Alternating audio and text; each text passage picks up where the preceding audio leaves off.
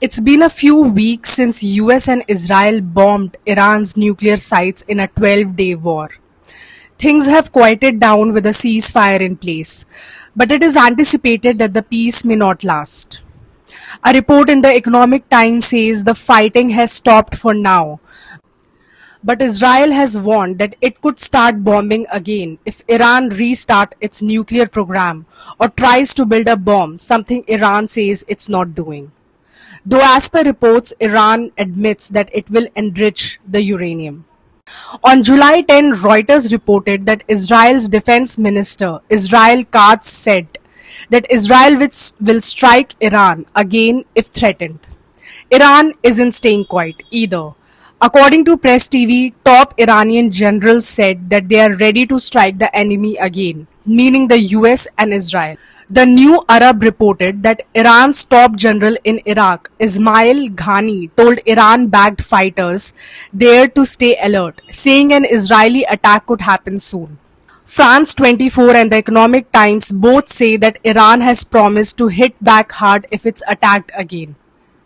On July 16, Reuters quoted Iran's top leader Ayatollah Khamenei, saying Iran is fully prepared to respond to any future military attacks. Today, Iran's Foreign Minister Abbas Araghchi told Fox News that US airstrike caused serious damage to Iran's nuclear sites, but he said that Iran won't stop enriching uranium. It's a matter of national pride, he added.